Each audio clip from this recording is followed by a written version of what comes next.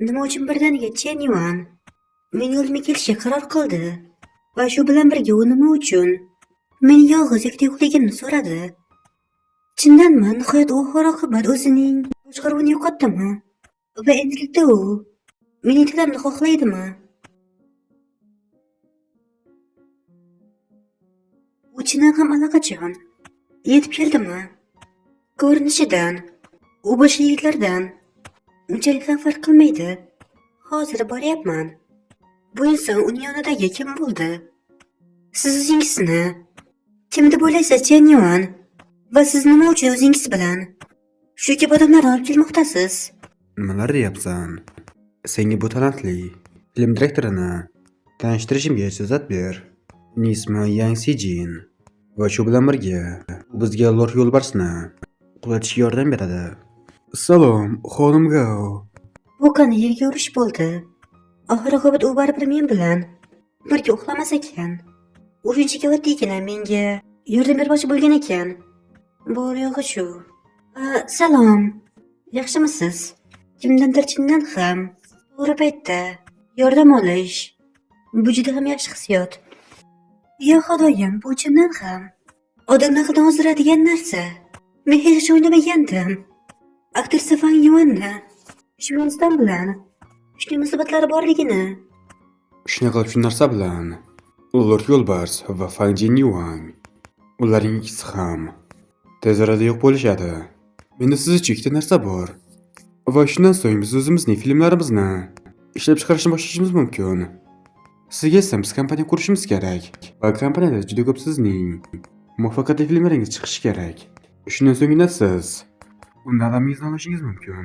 Va o'qiganidan so'ng biz ham ko'proq pul ishlab olishimiz mumkin. Bu ikki karra g'alaba. Men kimlarning hozirning o'zida sarflab bo'ldim va bu pullar kinematografiya olamida shunchaki yonib ketadi. Xo'sh, Gahuayin, men chindan ham seni to'g'ri tanladim. Aqldan ozdiruvchi, yosh bolalar uchun taqiqlangan, seks pulsi bo'lgan video tarqaldi. Undagi shaxslar esa Voy xonim Fang, iltimos, o'sha videodagi narsani bizga tushuntirib bering. Shunday. Siz direktor Hu bilan qanday munosabatdasizlar? Bu yerda yo'qol hammang. Sizlarning barchangiz qanday? Yolg'on chaplaqsanlar. Bu video yolg'ondir. Shuning uchun bu video bilan meni boshimni qotirmanglar. Bu kim men bilan o'ynashmoqda? Va qanday qilib u shunday narsaga ega bo'lib qoldi? Qanday qilib? Banxu, biz buyruq oldik. Va bu buyruqda ma'lum bo'lishicha, siz allaqachon bir necha bor juda ham yosh bo'lgan aktrisalarni yo'ldan urgansiz va ularni aldagansiz, nomusiga tekkansiz. Shunday ekan biz sizni so'roq qilishimiz kerak. Bu tugadi. Barchasi tugadi. Men tamom bo'ldim. Ancha paytdan beri xonim Gahuayin o'rtasida bo'layotgan turli xil mish-mishlar nihoyat ochiqlandi. Va bundagi haqiqat esa barchani shokka tushirdi. Va buning ustiga bugun tunda o'zida bo'lgan boshqa bir ma'lumotlarni ham ochiqlamoqchi ekanligini aytdi. Bugun bizlarning barchamiz bir narsa uchun yig'ildik. Yigitlardan bilganingizdek, men aybsizman. Va shu bilan birga men yangi ishga ham start boshladim. Men direktor Yang Sijinning film ishlab chiqaruvchi kompaniyasiga qo'shildim. Biz hozirda juda ko'plab filmlarni ishlab chiqarmoqchi bo'lib turibmiz. Va bunisiga bizga allaqachon 2 million sarmoya kiritilgan. Shunday qilib barchangiz janob Yangdan san'at asarini kutishingiz mumkin. Janursan, bu juda katta yangilik. 2 milliardlik budjet bilan film kompaniya qurish bu ancha qimmatdir. Va shu bilan birga Gahuayin ham bu kompaniyaning bir qismi. Demak, u ham avvalgi ko'rinishiga qaytar ekanda. Xo'sh, bularning barchasida aslida kim turibdi? Nega men birdaniga xuddi o'zimni sahnaning orqasidagi xo'jayindek his qilyapman. Lekin bu hissiyot unchalik ham yomon emas. Chen Yuan, sen yaramas. Sening maktabning atrofida qilgan ishlaring bilan muammoim yo'q edi, ammo sen farishta bo'lgan Yeoruiga yaqinlashib olding. Va endi men ishonch hosil qilamanki, sen endi tirik chiqmaysan. Bu holatdan. Salom, hozir sendan. Zayuki haqida so'rasam bo'ladimi? Men Liyangman. Sport klubida edim. Va men unga Chenyuan haqida nimadir deyishim kerak edi. Kaki, shoshilma. Sen chindan ham Chenyuanni tekshirmoqchimisan? Bor o'sha bir dona. Telefon qo'ng'iroq tufaylimi? Chindanmi? Menga qo'ng'iroq qilgan Liyang. U bizning maktabimizdagi eng namunali yigitlardan biridir. Va Chenyuan uning qizini o'g'irlamoqchi bo'lgani bunchalik ham yolg'onga o'xshab ko'rinmayapti. Men bilaman. Birgina qo'ng'iroq tufayli Chenyuanni tekshirishim bunchalik ham to'g'ri emas, lekin Chenyuan so'nggi paytlarda mening oldimga kamdan kam kelmoqda. Lekin baribirga ham mening nisbatan qattiqqo'llikman. Men tushunaman, Chenyuanning bu qadar boyligi va uning ko'rinishi sababli juda ko'p ayollar unga ilakishi mumkin, ammo u chindan ham menga sodiq ekanligini men bilishni istayman. Hoyqir, axir bu bizning seniorimiz qani emasmi? Ha, o'sha. Uni yaqindan ko'rish qanday omadlimiz. Men o'ylaymanki, uning atrofida ayollar bo'lmaydi. Men unga qanday gapirsam bo'ladi? Agar Chenyuan chindan ham meni yoqtiradigan bo'lsa, men uning bu taklifini qabul qilsammikan yoki yo'qmi?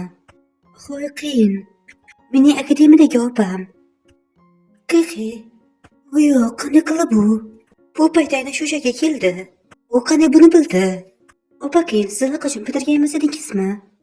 Uni nega siz nima uchun yana qaytib keldingiz? Va menga bu haqida aytmadingiz ham. Haligi men bu yerga Chenyuanni izlab keldim. Noto'g'ri xayolga borma. Bu shunchaki bizning o'rtasidagi suhbat bo'ladi xolos. Men hozir shu yerning o'zida Chenyuanning ismini aytmasligim kerak edi. Endi esa hozir yo'q, mendan so'zsiz shug'ullanadi. Voy yo'q, Chinorsan, qanday chalkash. Men opam Chenyuan bilan doim ham birga kelishib kelavermagan.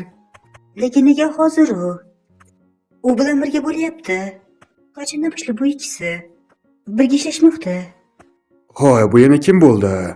O'zining mashinasini bizning binomizning tagiga haydab kelgan.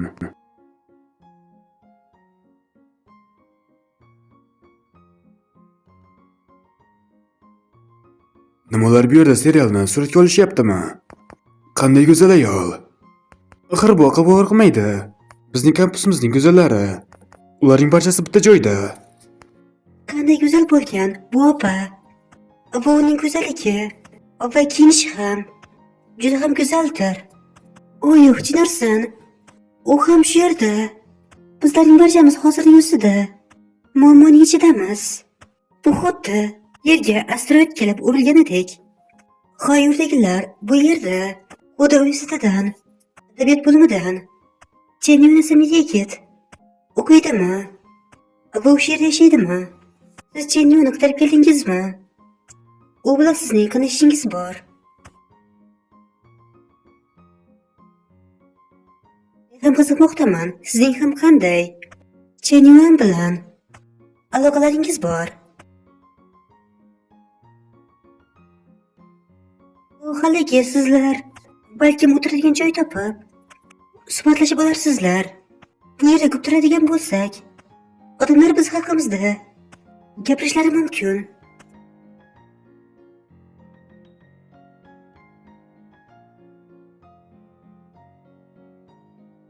Xo'sh, demak hozir hech kim gapni boshlamas ekan. Men o'zim birinchilardan bo'lib gap boshlayman. Xo'sh, sen Chenyuanni yoqtirasanmi? Chenyuan o'zi ham meni yoqtiradi. Sen bunga ishonasanmi? Seni yoqtiradimi? Bu meni unchalik ham tashvishga solmadi. Chenyuan meni o'tmishda 5 yil davomida ortimdan yurgan. Bu yuqori maktabda men uchun hattoki jang ham qilgan. Kichik singiljon, hayotda xato qilish unchalik ham yomon emas. Lekin siz chindan ham bu xatolarni yurakka olmasligingiz kerakdir. Bu to'g'ri emas. Men hech narsa qilmadim. Demak siz aytyapsizki, bizning yukimiz uning uchun uchunchimi? To'g'ri, Chenyuan siz uchun jang qilgan bo'lishi mumkin. Ammo u siz uchun juda ham hashamatli bo'lgan. Vil sotib olib berdimi? Va sizga sovg'a sifatida 500 millionlik pianino ham berdimi? O'shanda menga ayting. Villami, qimmat pianinomi? Chen Yuan chindan ham sirli bo'lgan hashamatli boylardanmi? Yo'q, bo'lishi mumkin emas. Qanaqa qilib men ularga yutqazishim mumkin? Sovg'a uchun 500 million. Bu juda ham ko'p bo'lishi mumkin. Ammo Chen Yuan men uchun 2 milliardlik bo'lgan pianino sotib olib berdi. O'shanda sen Chen Yuan kimni ko'proq yoqtirishini bilib oldingizmi? Shoshma. Demak siz aytyapsizki, Chen Yuan chindan ham menga xiyonat qilganmi? Uning menga aytgan shuncha so'zlari, shuncha shirin gaplari, ularning barchasi yolg'on edimi? Haligi men ham bir narsani aytmoqchi edim. Men aytadigan bo'lsam, Chen Yuan menga umumiy narxi 1 milliondan ko'proq bo'lgan aksiya sovg'a qildi.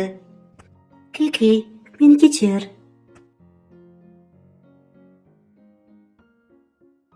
Men hozir Chen Yuanga qo'ng'iroq qilishim kerak.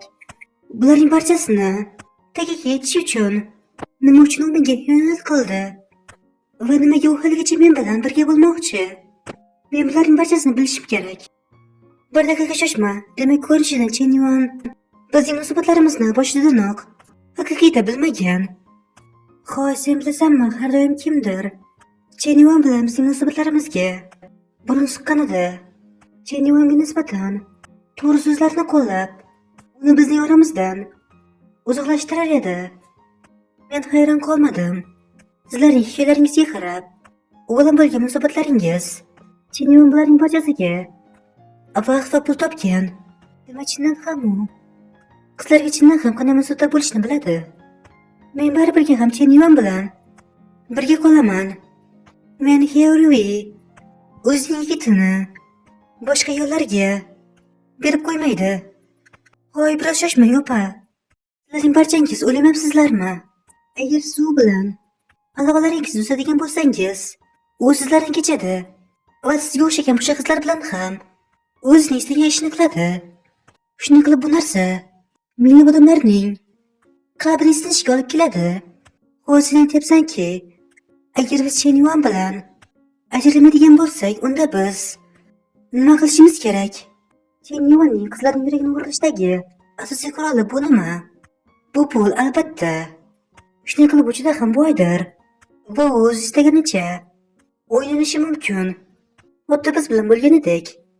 Qizlarga yordam beradi va biz qasos olishimiz kerak.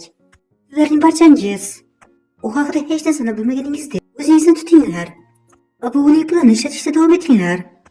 Lekin katta miqdorda va uni bankrot qilinglar. Uning barcha pullarini arzimaydigan tangedek ishlatinglar. U shunday qilib boshqa sizlarning xohishlaringizni ko'tarolmay qolsin. Shunday qilib bu dunyodagi ayollarning sarflash bo'yicha musobaqasi bo'ladi.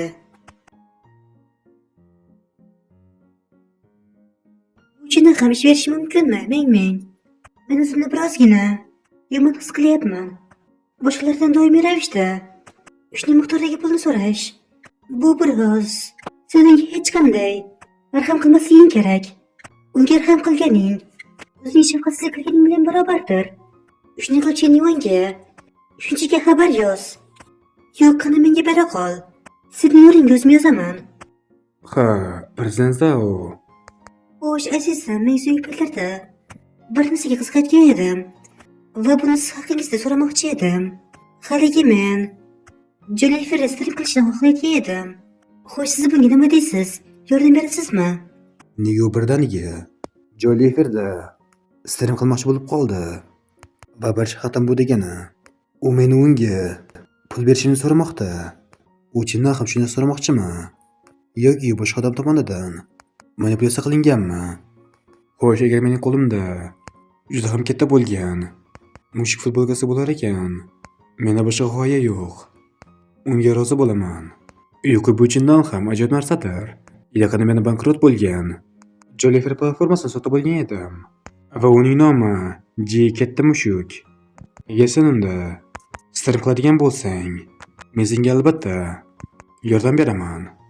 Nima uchun ham senga String kompaniyasini sovg'a qilyaptimi? Xo'sh, bu xuddi kimgadir investitsiya qilinganidek.